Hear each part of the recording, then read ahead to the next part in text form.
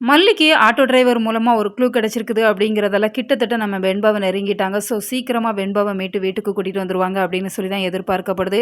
ஏன்னா ரொம்ப நாளாவே இந்த ட்ராக்க இழுத்து கொண்டு போயிட்டுருக்காங்க. ரொம்பவே ஜவ்வு மாரி இழுத்தாங்க அப்படின்னு சொன்னா, பார்க்குற நமக்குமே ஒரு சலிப்பு தட்ட தான் செய்யுது. ஏன்னா விஜய் இப்போ ஹாஸ்பிட்டல்ல இருக்கிறாங்க. மல்லியையுமே அவங்க பார்க்க அலோவ் பண்றது இல்ல அப்படிங்கிறதுல தீபனுக்கு கால் பண்ணி சொல்றாங்க. மல்லி கொஞ்சம் அவங்கள பார்த்துக்கிறீங்களா? அப்படிங்கிற மாரி சொல்றப்ப, இப்ப தீபன் விஜய பார்க்கறதுக்காக போயிருக்கிறாங்க. அப்போ தீபன் கிட்டேயுமே விஜய் கொஞ்சம் கோபத்த காமிக்க தான் செய்றாங்க. நீங்க மல்லி மேல ஏன் கோபத்த காமிச்சுட்டு இருக்கிறீங்க? ஏதோ வேண்டாதவங்க தான் இதெல்லாம் பண்ணியிருக்கிறாங்க. அதற்கும் மல்லிக்கும் எந்த சம்மந்தமும் இல்ல அப்படிங்கிற மாரி சொல்றப்ப, வேண்டாதவங்க அப்படின்னு சொன்னா நிச்சயமா என் குடும்பத்துக்கு பிரச்சனை குடுக்குறது உங்க மனைவிய தவிர வேற யாரும் இல்ல அப்படிங்கிற மாரி விஜய் ரொம்பவே கரெக்ட்டா கண்டுபிடிச்சிடுறாங்க.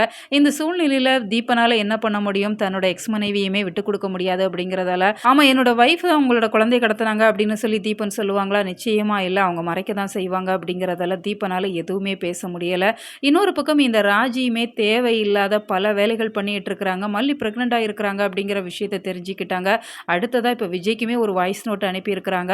விஜய் வீட்டுக்கு வரக்கூடிய இந்த நேரத்துல கதிரிசன், நிஷா 2 பேர்கிட்டயுமே அந்த விஷயத்த சொல்லிடுறாங்க. மல்லி பிரெக்னென்ட் ஆயிருக்கிறாங்க அப்படிங்கிறப்ப, இப்ப கதிரிசன், நிஷா 2 பேருமே ஷாக் ஆக தான் செய்றாங்க. ஏன்னா மல்லிய அவங்களுக்கு சுத்தமா புடிக்காது. எப்படியாச்சும் இந்த வீட்ட விட்டு தொரத்தணும் அப்படிங்கிற மாரி ஆசைப்படுறாங்க. அப்படி இருக்கிறப்ப அவங்க பிரெக்னென்ட் ஆயிருக்கிறாங்க அப்படின்னு சொன்னா அவங்களால இத ஏத்துக்க முடியுமா? அடுத்ததா இத வச்சு ஏதாச்சும் பிரச்சனை பண்ணலாமா? அப்படிங்கிற மாரி 3 பேருமா சேர்ந்து டீம் ஒர்க் பண்ணிட்டு இருக்கிறாங்க. இப்ப விஜயுமே வீட்டுக்கு வராங்க. வீட்டுக்கு வரவுமே ராஜி அவங்களுக்கு ஸ்வீட் எல்லாம் குடுத்து, "உன் ஒய்ஃப் கன்சீவா இருக்கா" அப்படிங்கிறத சொல்றப்ப, இப்ப விஜய் என்ன முடிவு எடுக்க போறாங்க? விஜய பொறுத்தவரைக்கும் ஏற்கனவே மல்லி மேல அவ்ளோ கோபத்துல இருக்கிறாங்க. இப்ப அவங்க பிரெக்னன்ட்டா இருக்கிறாங்க அப்படிங்கிறப்ப, அந்த விஷயத்த விஜய் சந்தோஷமா எடுக்க மாட்டாங்க. இப்போதைக்கு சைலன்ட்டா இருந்துருவாங்க அப்படிங்கிற மாரி தான் தெரியுது. ஆனா மல்லி கிட்டத்தட்ட நம்ம வெண்பாவ நெருங்கிட்டாங்க அப்படிங்கிறதால, வெண்பாவோட தான் இந்த தருணத்துல வீட்டுக்கு வருவாங்க.